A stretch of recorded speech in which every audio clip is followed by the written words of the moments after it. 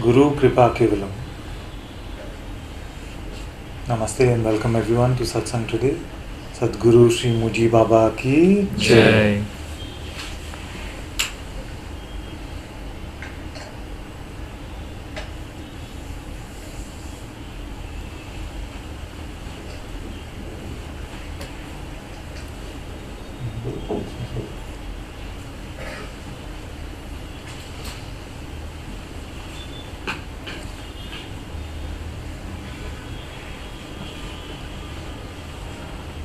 What's the topic for today?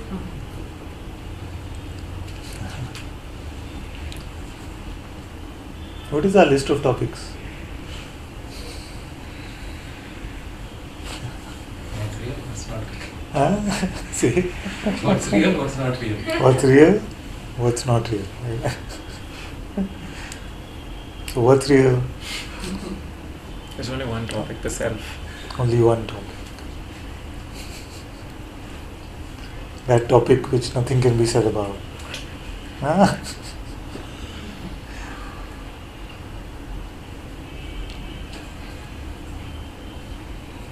So now we are stuck.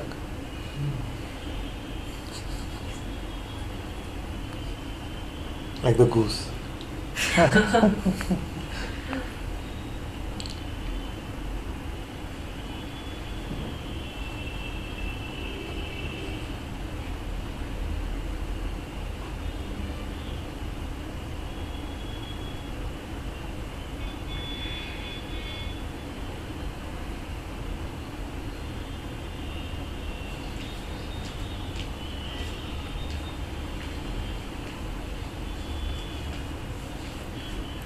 Questions?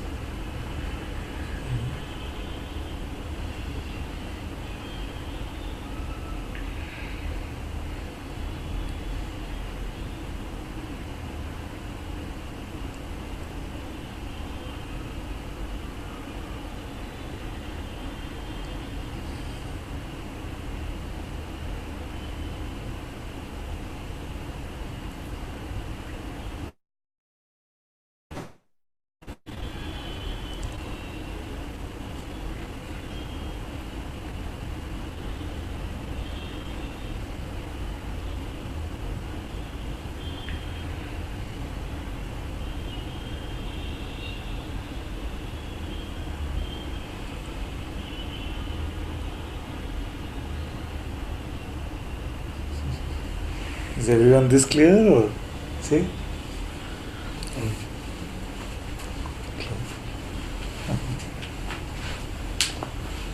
There's still this thought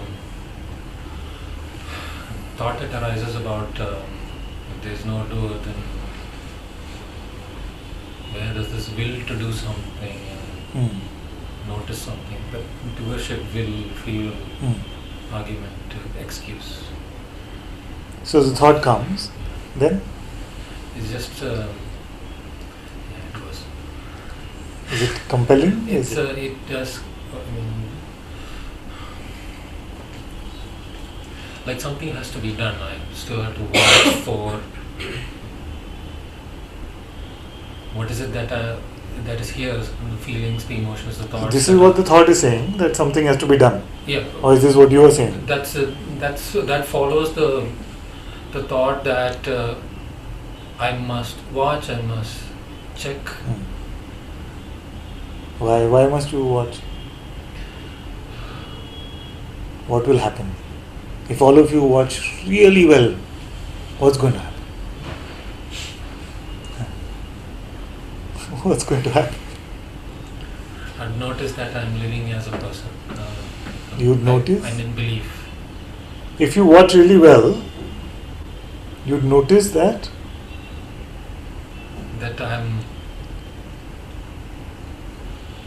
I'm playing out a personal identity. Okay, you'll notice that, okay, personally. Once you notice, what will happen? The noticing itself creates a sense of separation between the one that is me that's watching and the identity that I believed in and I was playing out. Okay. So once you notice that the noticing itself seems to create a separation, then what? Yeah. And what is the end goal? Once you notice really well, once you figured out all the tricks, once you know every tactic the mind uses, everything, then what?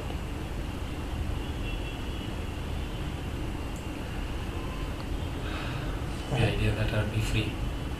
What would that be like? He says the idea that I'll be free. So, what is in it for you, freedom? If you're free, what will happen? What's the benefit? The strength of some of the ideas, the identity that comes up, that I have to be this way, I react a certain way, these things have a certain meaning, Yeah. won't have a grip. Won't have. So then, what's the benefit of that? Of knowing this? Yeah, of not having the grip. These ideas don't have the grip. So what is the benefit of that? The idea of being free again. Yeah. So free for what? I mean, what is the advantage of free versus bound? There will be no suffering. Huh? Say, There will be no suffering. what does that look like? What does the no suffering look like? Specific ideas, specific behavior, specific thoughts not appearing. That's the actual. So what's the advantage of that? If the thought doesn't come, so what?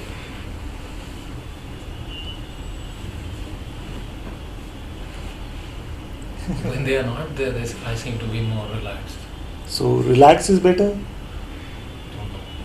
know. Yes, in that.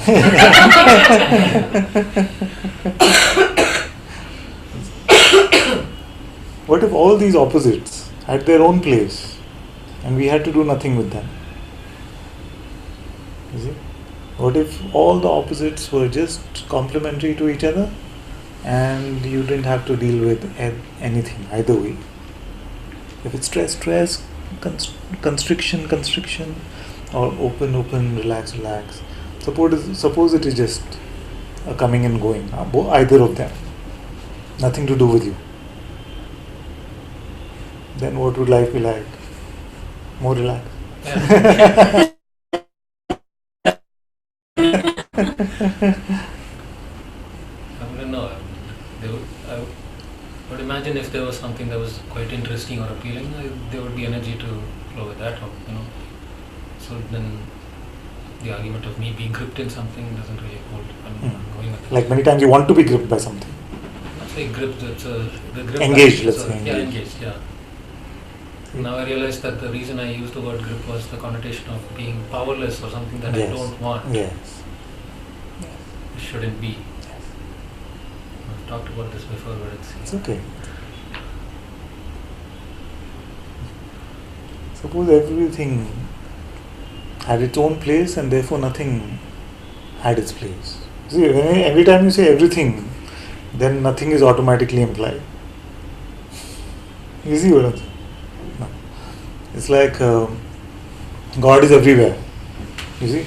Then that assertion itself is not needed. And in God, then all there is God, like we say in spirituality. Guru Kripa Kevalam. You see?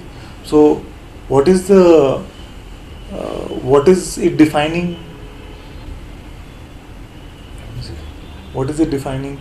It is saying, don't worry, don't worry, and just know that you are taken care of. You see? But then our idea of not being taken care of is not God. That is also God. You see? So hidden in every assertion is the tail of the negation.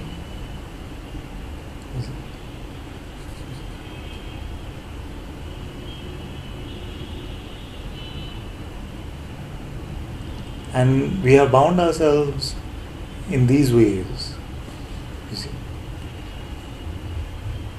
And that is also part of this, that which is.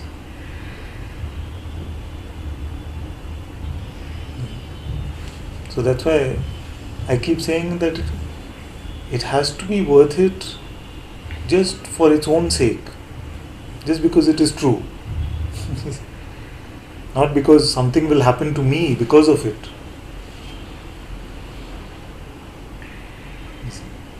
Suppose you found the ultimate reality right now, and you do actually, but it meant nothing for the idea you have about yourself. Would that not be enough? Now, the idea you have about yourself wants to be rid of the idea about yourself. How to solve that problem? The idea is hanging on to dear life using this idea itself. That is the plight of the spiritual seeker. Rid me of the me. Rid me of the me.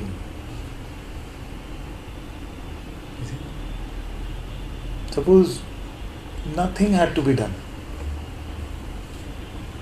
or not done.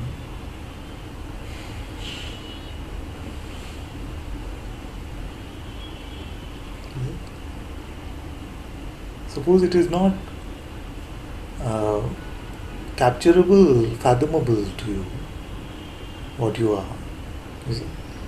Let's put it more precisely. Suppose it is not fathomable to your conceptual mind,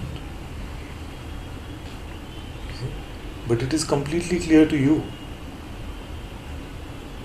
You see? So, let's use a metaphor, just a metaphor. So, suppose there is a layer within you where it is completely clear. You see? There is a layer within you where it is completely clear, your reality. You see? But there seems to be some dust floating around on the surface. You see? And this dust is what? Conceptual dust. Ideas. The notion of me. You see? So all that the master is doing is clearing up that surface level dust where you get to see that it's so beyond simple. You see, beyond clear also. Because when we say clear, then sometimes I can feel like, but I'm still a bit hazy, you see. But it's beyond this sort of haze and clarity. Just, I feel like apparent is a very beautiful word.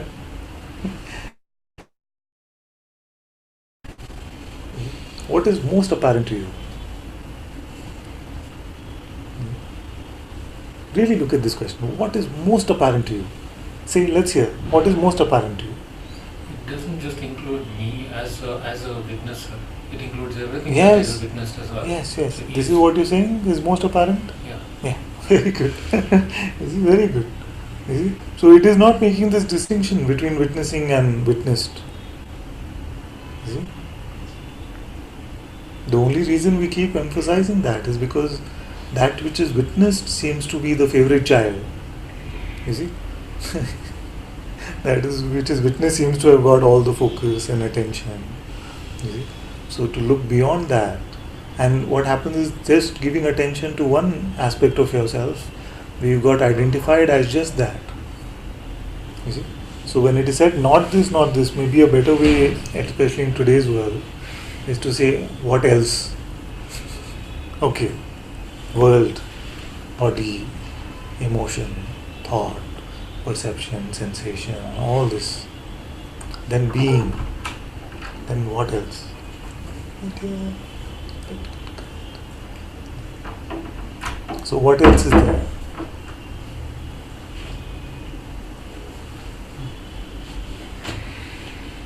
So let's not say not this for today.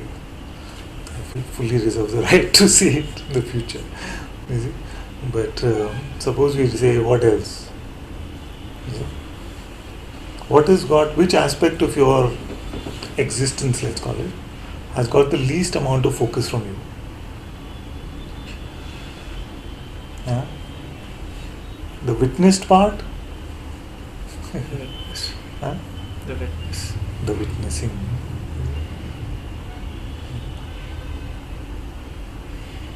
Why it's worth asking also if all the sages have recommended that we look at this.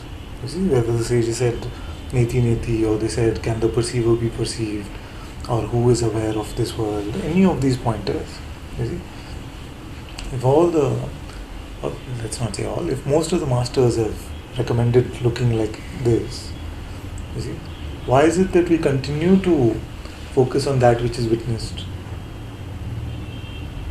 Predominantly, I'm not saying get into some resistance to that, but why is the affection or the affiliation still to that which is witnessed?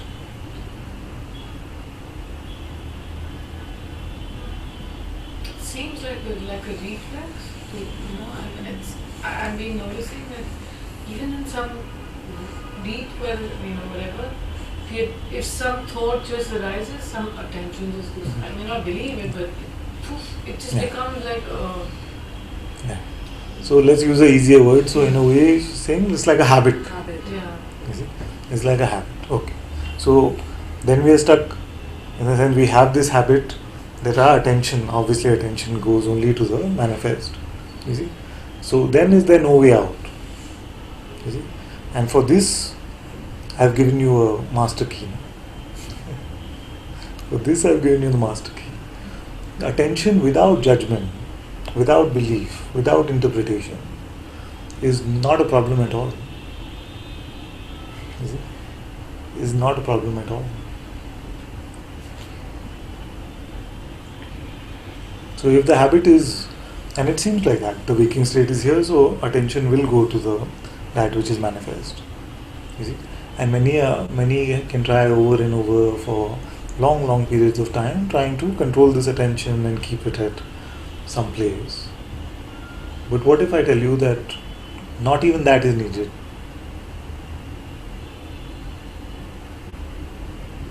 Just don't conclude.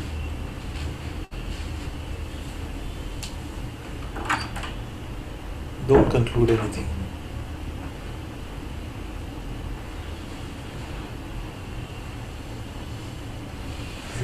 So, what happens to you when you don't conclude? Don't conclude that. Look. What happens? When you leave yourself free from this burden of judgment or interpretation, what's the trouble?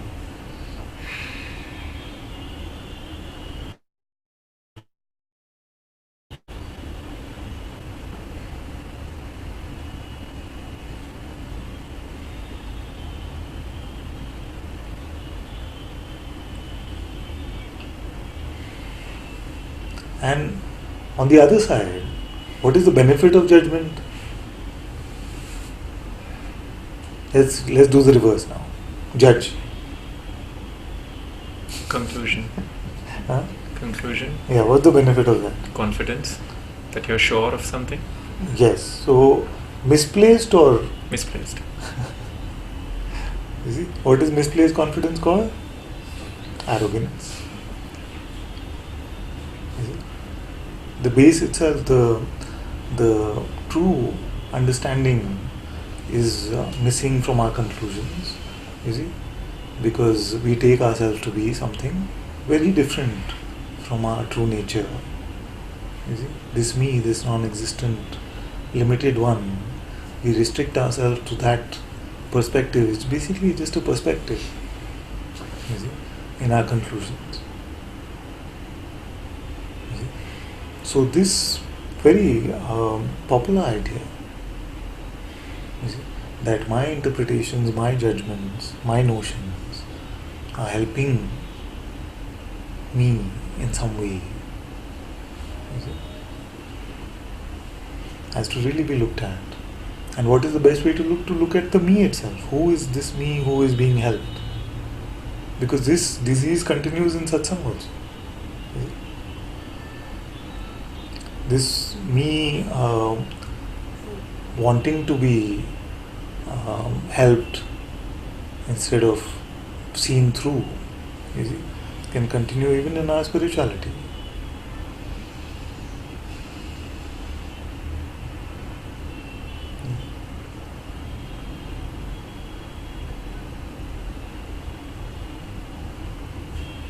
Nobody like that is there.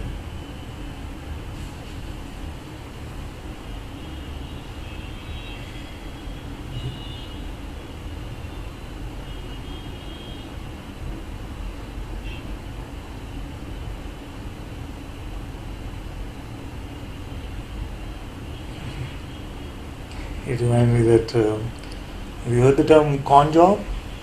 What is the full form of con? It's confidence. Yeah. Yeah. It is confidence.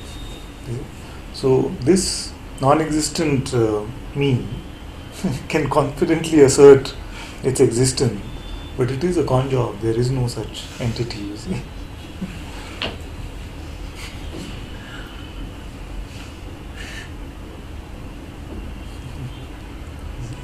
And this lens, you see, just this is like contact lens. You just take it off.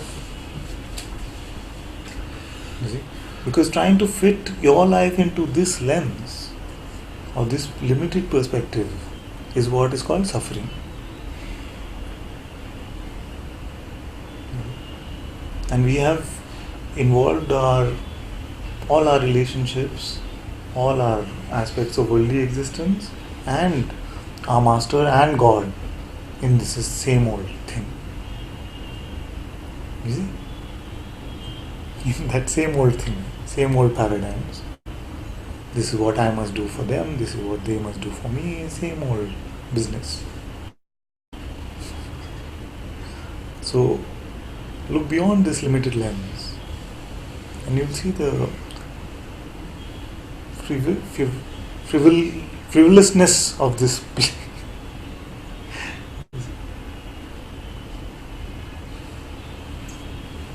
You have never gotten anything.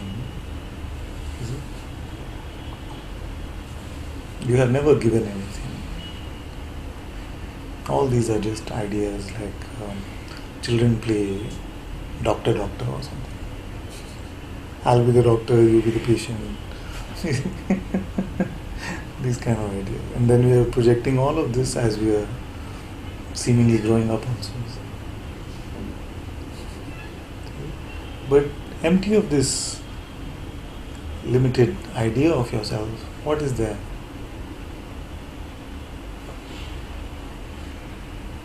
If you don't apply the lens of this me, wanting something, pushing something aside, judging things, knowing what is right and wrong, what is there?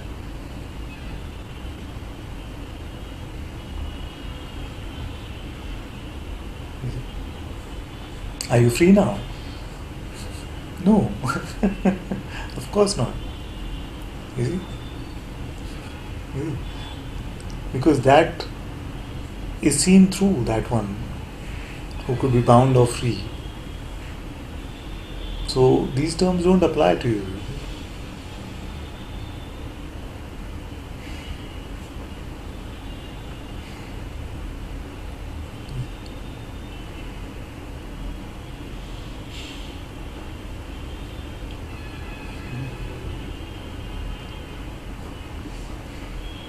So all that we think we know forms the basis of our arrogance or misplaced confidence.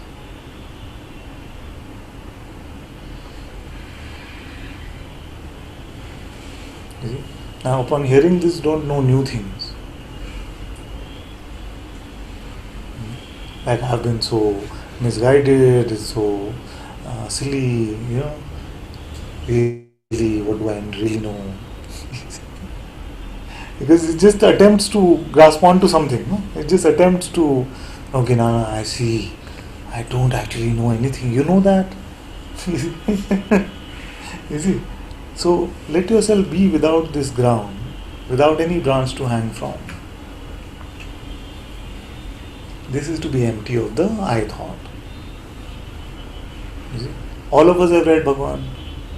All of us to some level have read Bhagwan, and we have all read, you must be empty of the I thought. And upon reading that we said, yes, that is the final. I will do it. But what is it? It's super simple. Just don't refer to I with any reference. At least seriously. Don't take, let me put it another way, don't take any reference to the I seriously.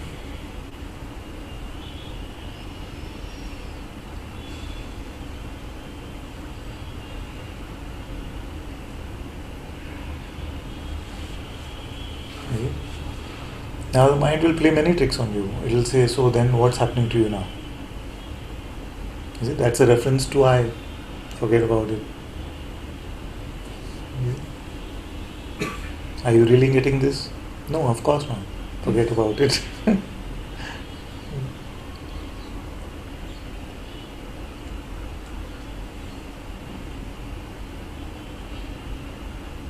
Is it?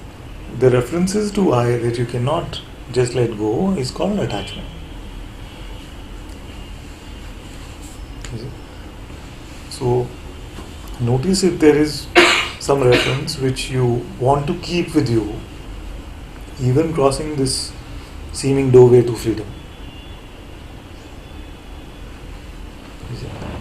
And that could be the most pristine idea you have about yourself. Like, I'm the sweetest person in the world, or nicest guy, or something. Is it? Or it could be, for some of you, your guilt and unworthiness. You may feel like, how will I live without them? You have had them for so long. You see, it can be either way, but it's the same stuff. You once, you see that it is garbage. You don't have to postmortem. See, this good garbage or bad garbage. If with this garbage you don't have to see even recyclable, non-recyclable. With mental garbage, it's all recycling anyway.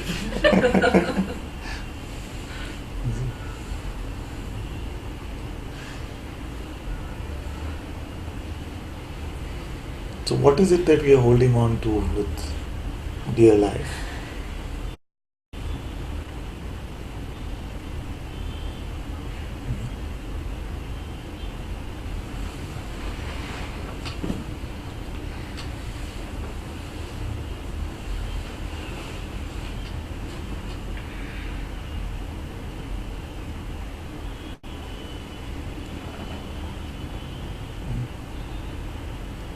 And if there is a better, which there isn't, but if there is a better, I can tell you that you would be better off without this garbage.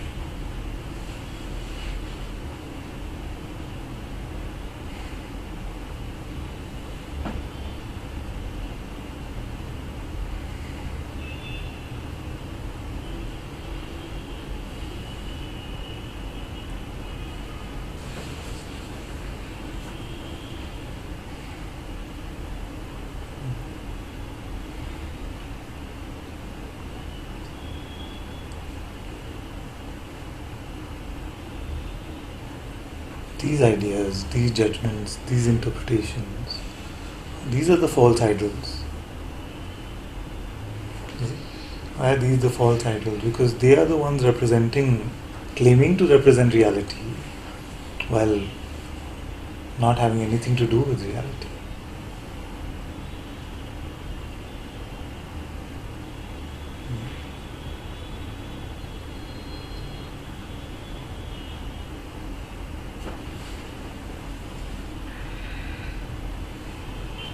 So what's your favorite idea about yourself?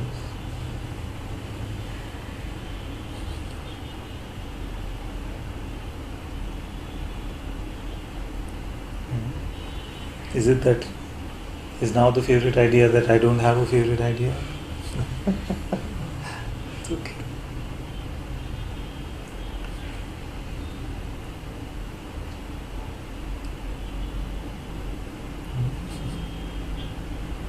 So at least you see that that's also an idea.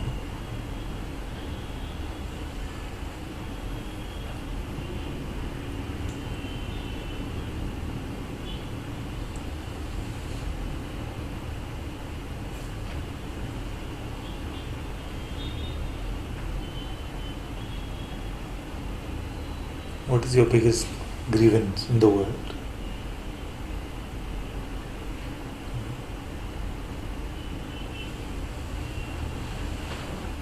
Many times these are our favorite ideas.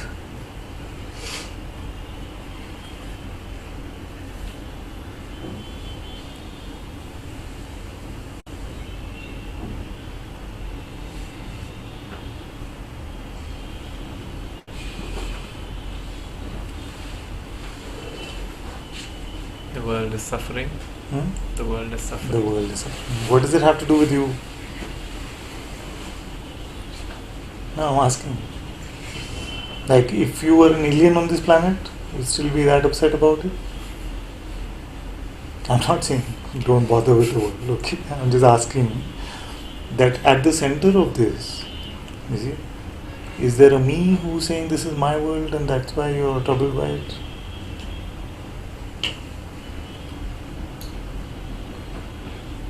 Eventually, if the forest is on fire, your house will eventually catch So on is the fire. concern it's for actually my the concern house? for my house. Yes. Usually it is like that, because this is one of the things I hear sometimes when I say there are 4 things that trouble you see? Body, relationship, money, and freedom. In the way, no, I'm really troubled by the suffering of the world. But when you start investigating that, we see that it all boils down because it is my world, the suffering affects me, I have to see it. You see?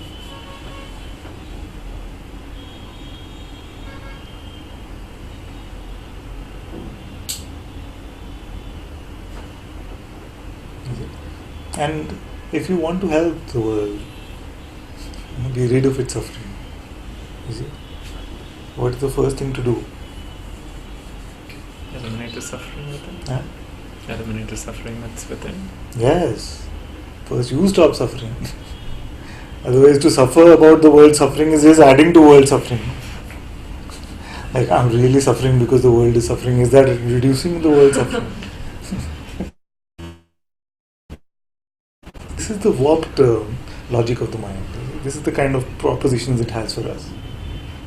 It says, how can you be happy? The whole world is suffering. So by my being unhappy, we are solving the problem or making it worse. Adding to the problem. And this is very much there, is there in India, of course, but in the Western culture also it's very much there. Let's feel guilty because there are people who are suffering. But then you want to add to suffering in the world. You make one smile, no? Instead of having this morose idea of the world suffering and you suffering as a result of it and pulling everybody down with you. So if you want to do something about it, make one person smile. That's enough of a miracle for me. If you are speaking worldly terms, of course. Sometimes it's also that, I know maybe socially appropriate and stuff like that, but like when someone passes away, right? I don't usually feel sad. Yeah. But I see people around me, they are sad. I'm like, oh shit, if I'm happy now, it's going to be a problem. Because, Everyone has had this problem. Everyone has had this problem. So it's not that I want to laugh or something. It's just that I don't feel as sad as the people around. Sometimes like that. I remember we were very young, and some of you know the story. We went to a cremation ceremony of a friend's father, and everybody was very glum and morose. And one of the boys, one of my friends, he just started laughing. And we said, "What's happening to you? Why are you laughing? Let's come outside." But he said, I just couldn't help it. Everybody was in such a pensive sort of mood that when this laughter comes, it can come like that. But many have had this feeling that I feel like the grief can be quite strong, of course, but also many are suffering from the guilt of not feeling grief. Like, what? Shouldn't I be feeling much worse?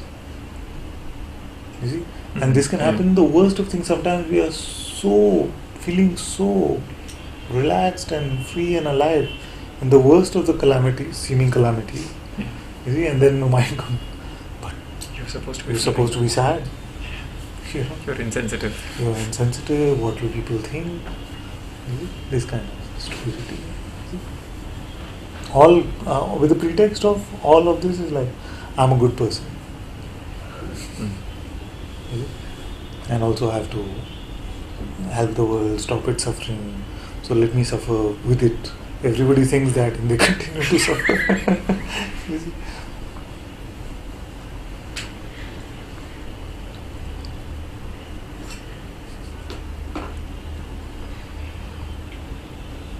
So if the world is suffering, let's presume that that is true. And Buddha said, so let's give it some value. You see? Then what should we do about it? Actually, it's a value that I'm assigning to somebody's tears. It's if I am labeling it as suffering, and that's actually the problem. The labeling is the problem, rather than actually the event itself. The event could be a very therapeutic experience for the other person. We don't know that. We don't know. For sure. Yes. So Our goods and bads are very primitive. You see. Like, why are you crying? Don't cry. yeah. No. It's not good to cry. Yeah. How we know? Maybe that's exactly what is needed.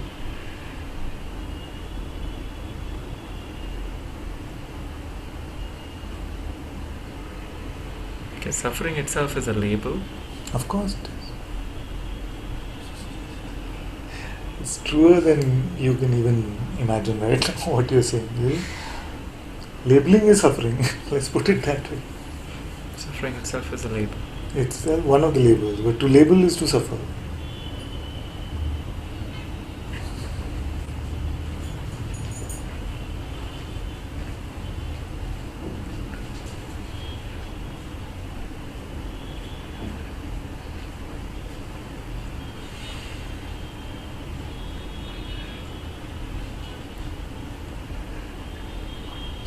Favorite idea is your assumed role you have to play well. Example, Krishna told Arjuna, you are a Kshatriya, protect the country, so get up and fight Dharma. So, this is the favorite part that everyone has from the Gita, but how many lines in the Gita are like that? What about the rest of it?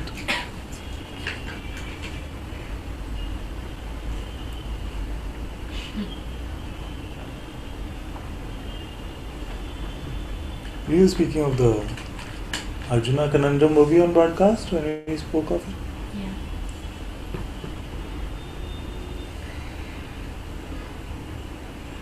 No?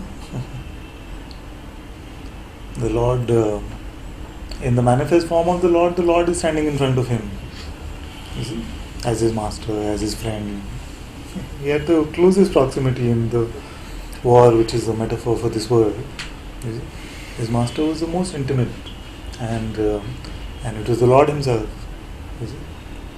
Now, and he's pointing continuously to our deathless nature, our true reality, that which is never born, never dies, nobody was ever born. All of this is part of the dream called Maya. All of these things were being said.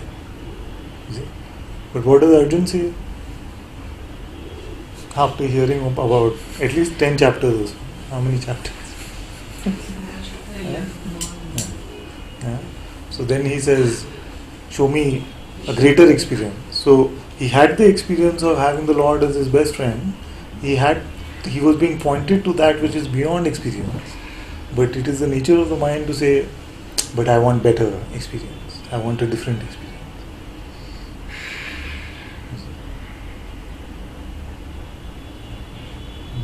So whose story is this?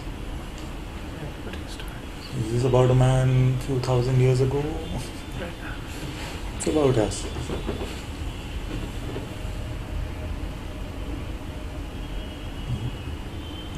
Your own divine presence is telling you the truth. You see, it is pointing you to your deathless reality.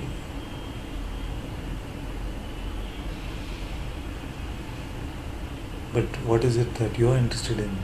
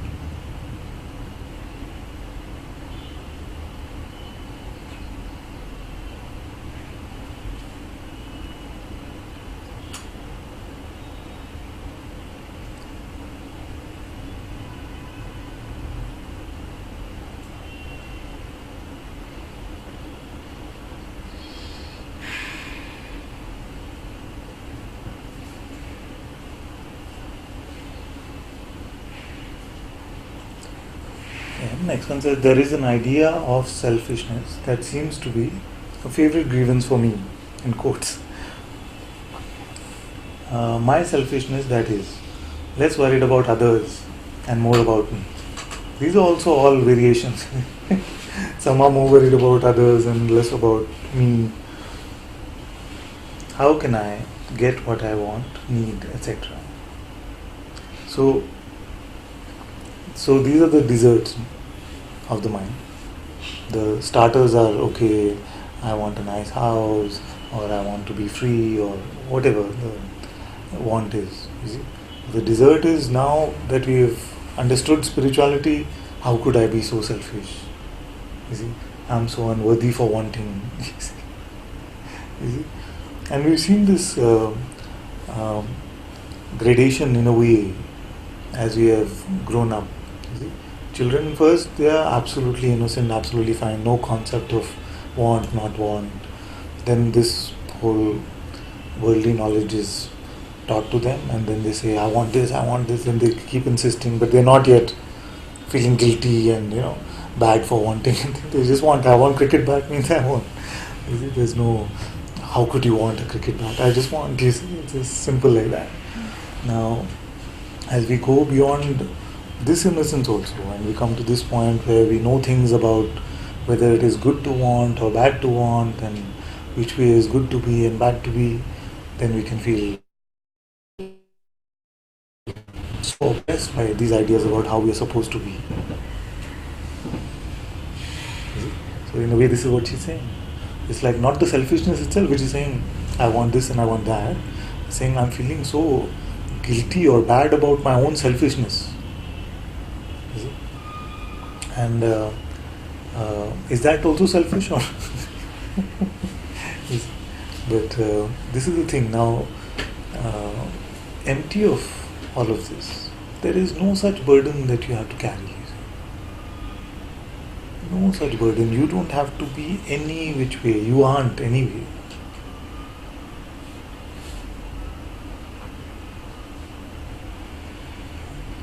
Don't have to carry any of this.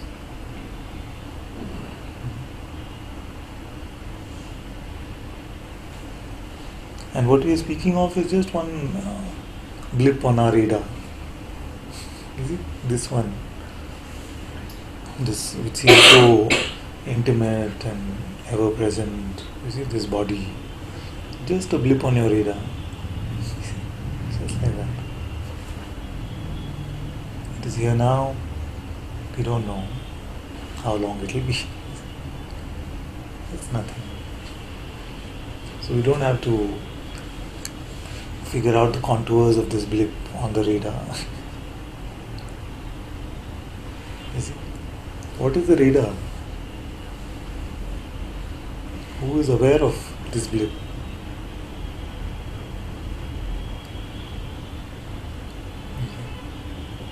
On which screen is all of this happening?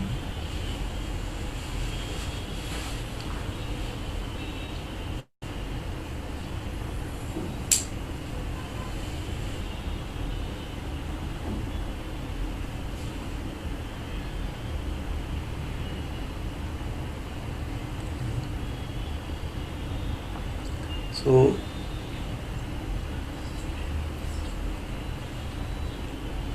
idea after idea, the protagonist is the me. Is it? That even when the idea is that I must come to freedom, I must not be selfish. Is it? Who are we talking about there? Just that one blip, no? Just that one thing on the screen, tiny object. Is it?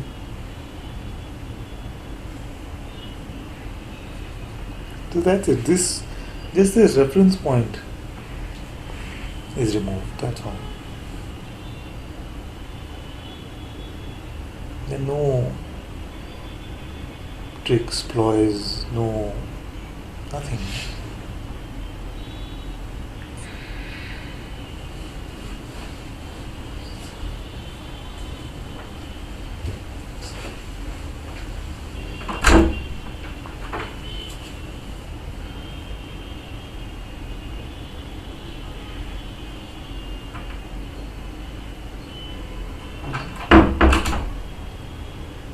is not about what you are doing or not doing. And by doing and not doing, I mean it is not about the activity which is being expressed through this body mind.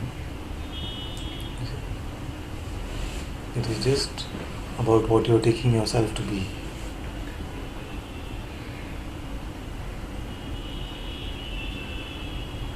And don't take yourself to be anything at all. Don't take yourself to be anything, including Brahman, Absolute, Self, Atma, Paramatma. Nothing at all. Don't even take yourself to be nothing, is it? Because that is one nice idea we can have. He's saying not even Brahman, not even Atma, not Paramatma, none of this. Am I just nothing? No, of course not. That's also just an idea.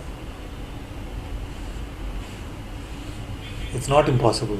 If your mind is telling you it is impossible, it is very natural actually. We were taught this nonsense. This was not natural to us. To take ourselves to be something was not natural to us.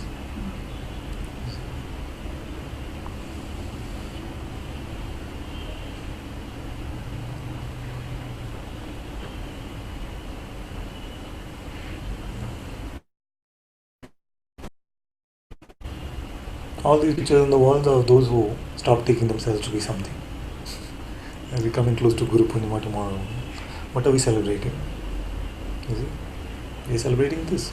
We're celebrating these, or this one voice, intuitive voice, in all its various manifold expressions, which is constantly reminding us that we are not that which we think we are. We are not the body, we are not the mind. We are not in time, we are not in space. All these are in us, if anything.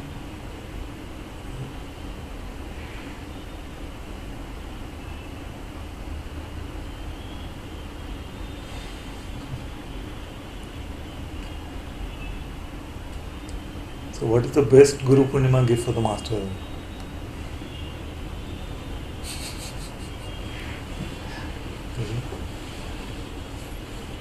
At least Give one day yourself- stop it. Huh? At least one day stop. Very good. I'll accept this gift with full heart.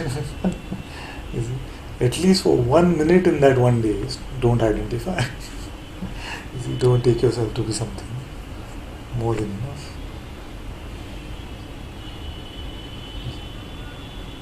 And like Papaji said, 1 second, 1/10 of a second. You see?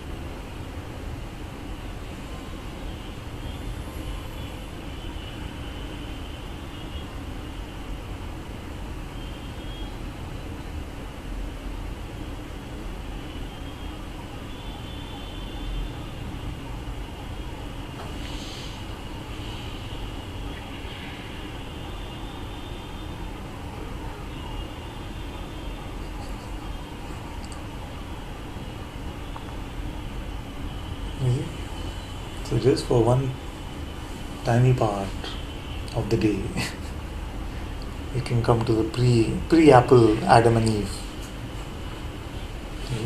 pre-knowledge, pre-good and bad.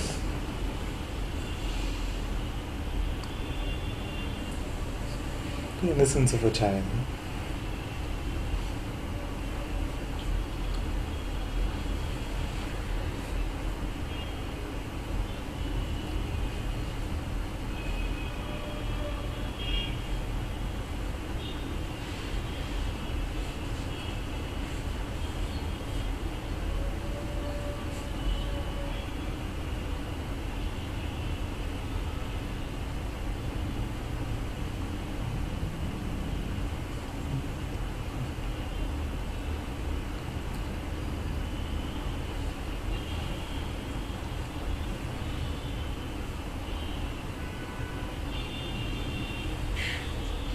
Father, what is called by the term heart when used in satsang.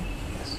So, at least here, as I use it, I refer to it as the essence or the core of our being, the the light through which all this play of consciousness seems to be played out and perceived. This center of our existence. So, if it is not apparent, because this term of course can be confused with the physical heart, many also confuse it with like an emotional state. You see, some will say I am more heart than mind, but they're being completely mindy when they're saying that. You see, it's just that they're referring to themselves as more emotional than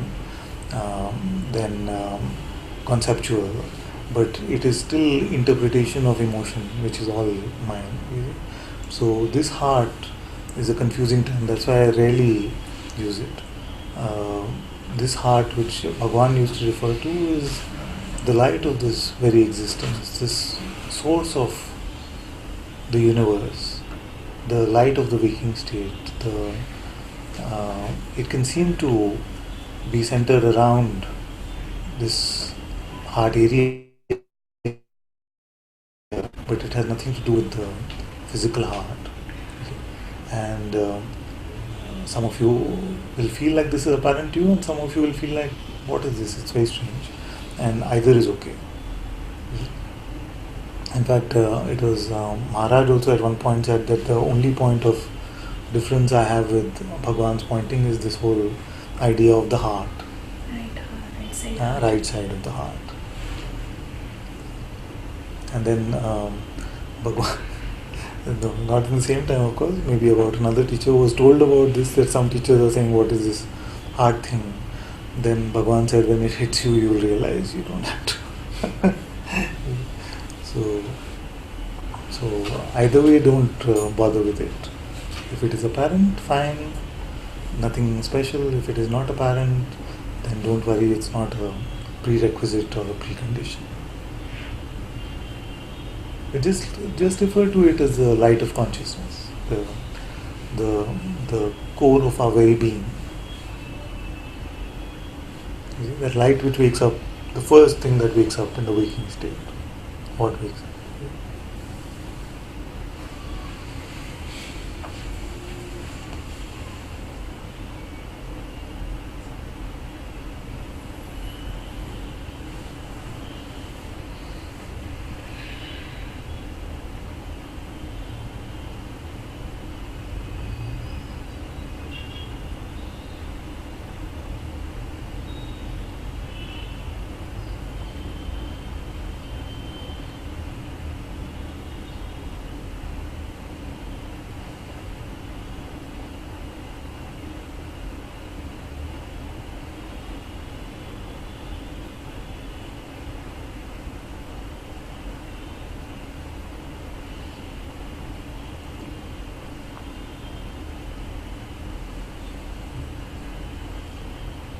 Remember that life is not a problem to be solved.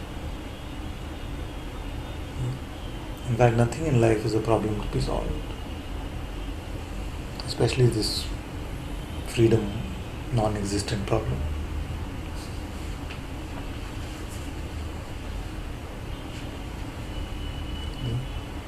How would you make a non-existent problem real? Or as real as possible?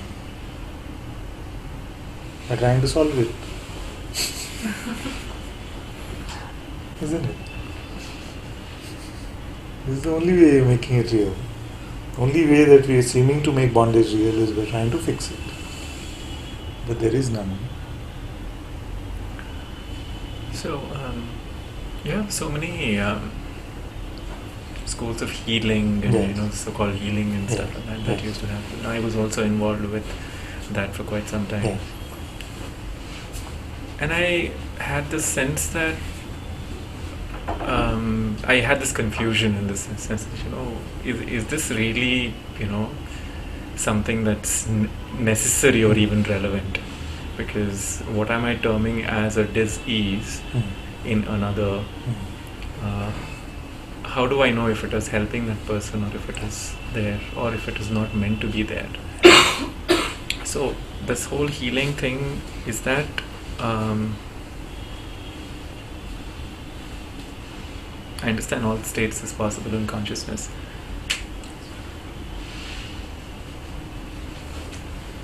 Is that relevant, this whole healing thing? Well, all relevance is based on context.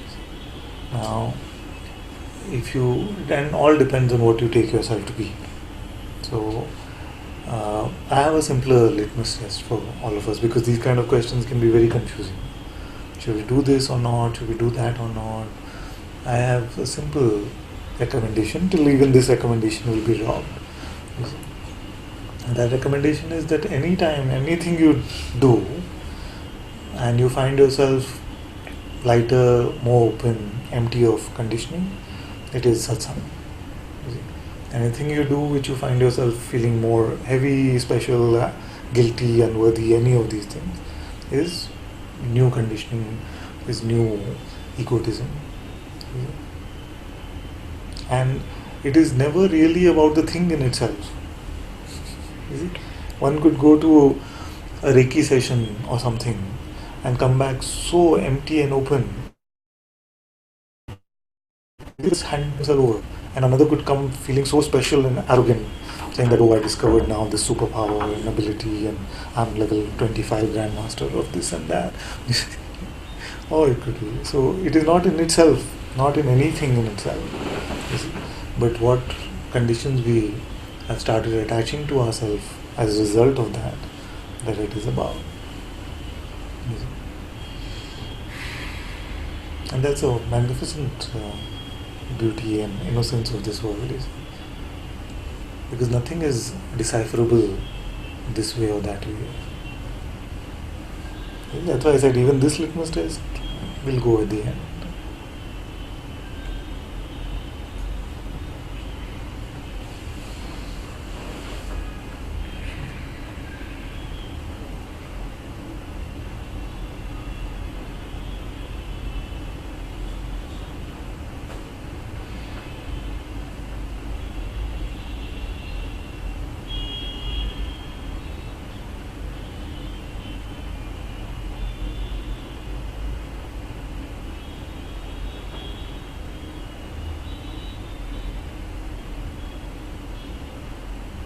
My simple advice is, don't bother with anything.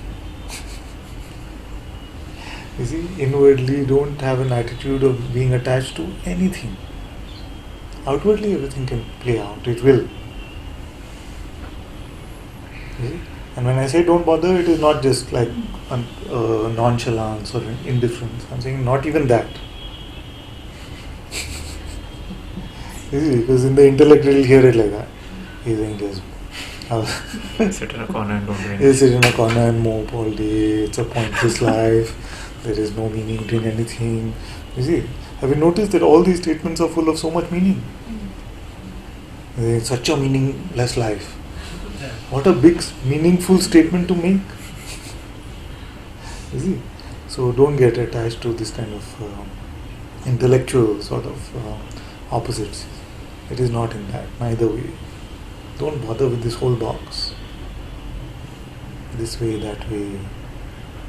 You don't have to be any way.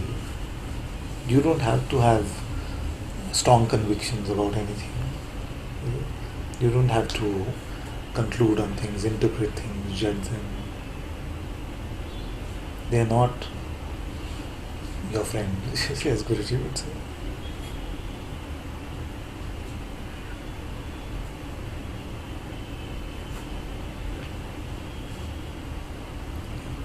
I'm just preempting the mind saying, but that is such a meaningless life if I don't even know.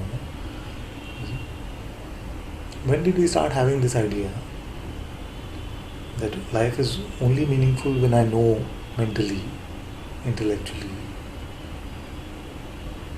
Were we born with this?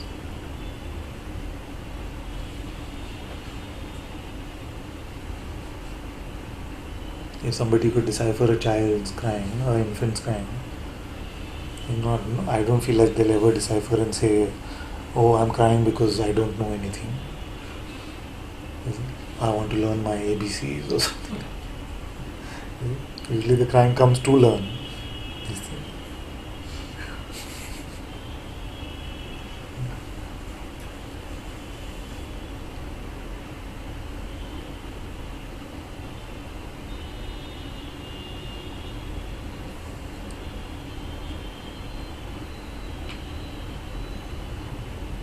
So this is what they imply when they say only the children will enter the kingdom of heaven or return to your beginner's mind. All the same. What is this burden that we are carrying? It's all intellectual.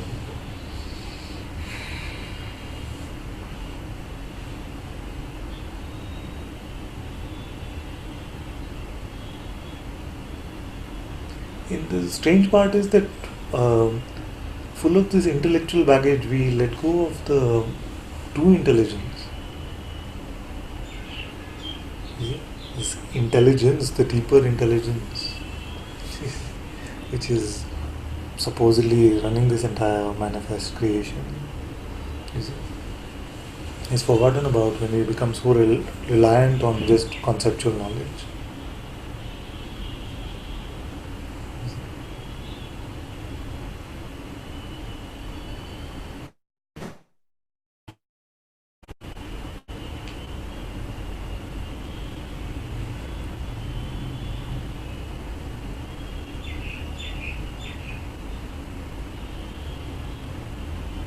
All our trying and efforts and things like that.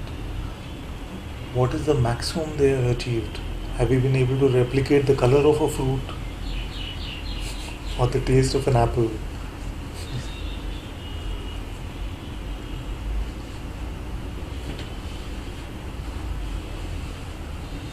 So what is this nature? Like many times you have atheists, like I used to be for many years.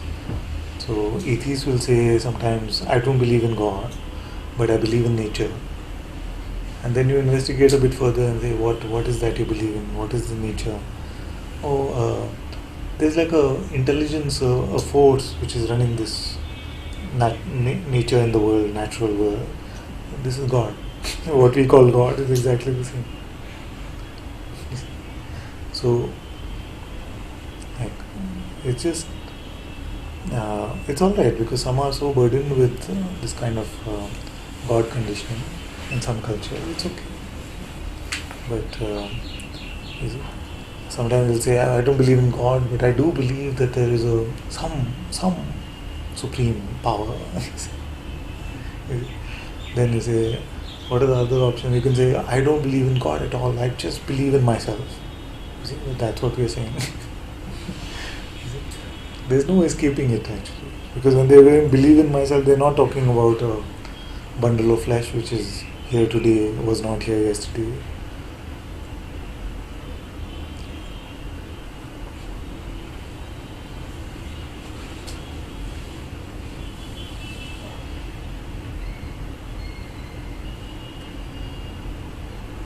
So, to throw away all this false knowledge, which we hang on to as if it is helping us, it is the truth. You see, is to return to the unborn, to come to your notionless existence.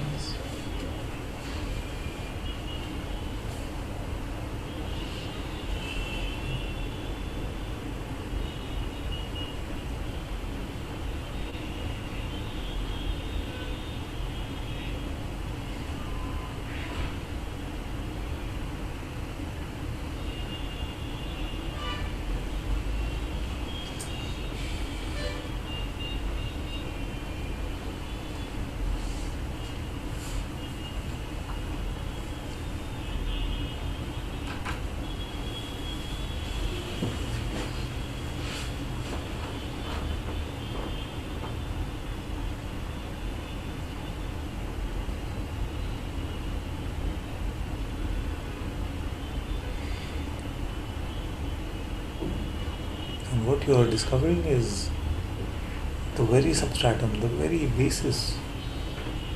How can you say what the world is, or what life is, or what God is, unless you know what is?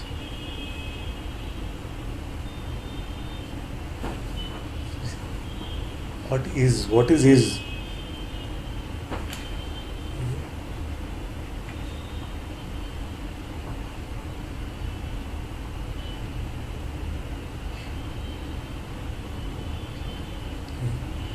There are so much claims about what everything is, but we don't even know what is.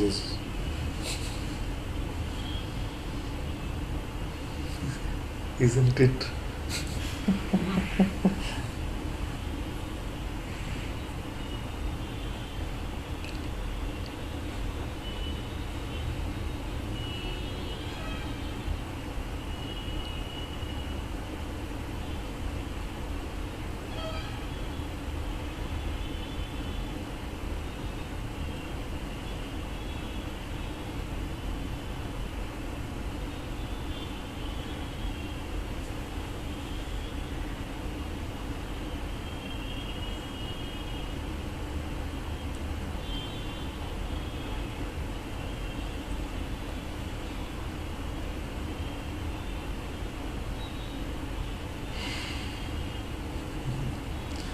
So what's my advice? It's just that don't take anything like this so seriously. This is like this is not like this. Don't take your mental judgment so seriously. You see? You don't like this.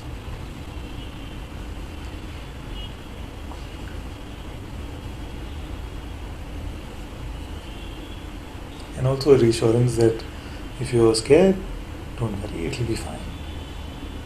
Because many times in the garb of our arrogance, in the garb of our stubbornness, in the garb of all of these things, it's just our fear. We just care. What will become of me if I let go?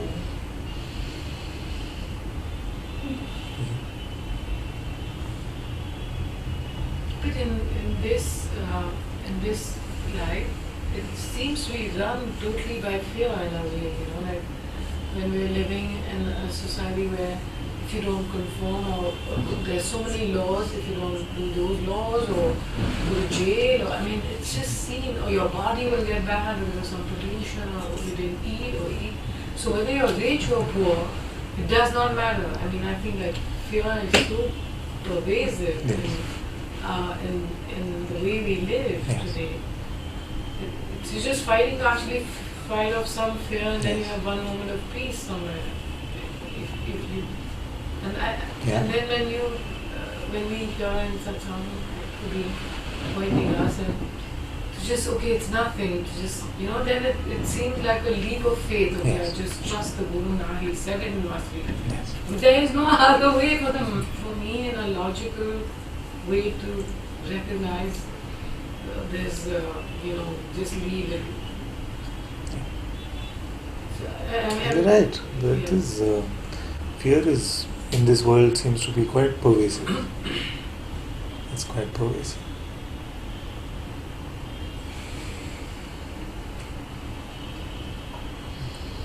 See, also the way the ego just controls you. It's fear. It's like one of its. Yes.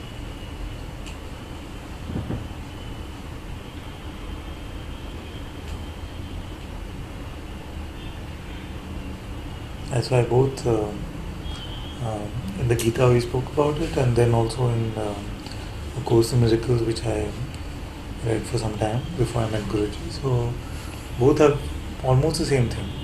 Nothing real can be threatened. Nothing unreal has ever existed. You see, herein lies the peace of God. This is the antidote to fear.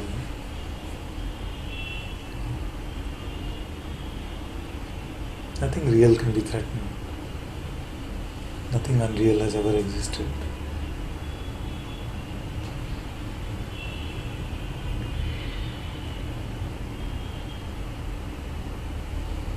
And after such a horrible report which you just said, this one I also say that after coming to Satsang, there's something which is beyond this here, which starts becoming more obvious.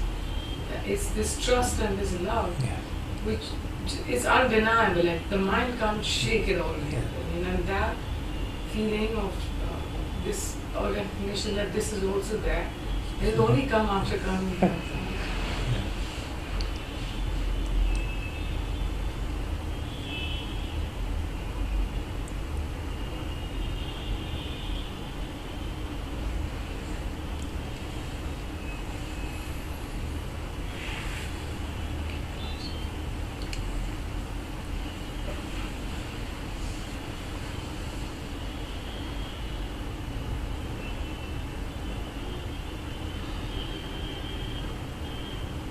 Thank you all so much for being in Satsang today. Sadguru Sri Muji Baba ki Jai. Sadguru Shri Ananta-Ji ki Jai. Guru Kripa Kevalam.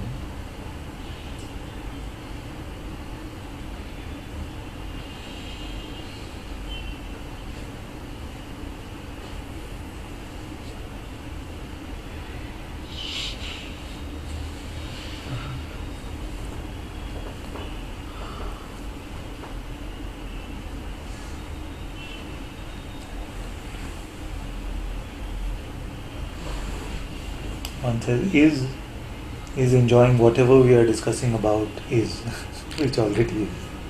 Is it? Thank you so much, Father, for remember me that I am not what I think I am. Very grateful to be in your presence. Love you too, my dear.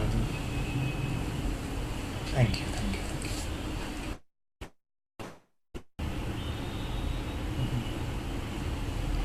Father, have you heard about Meher Baba? Yes, I have been to Mehrabad as well.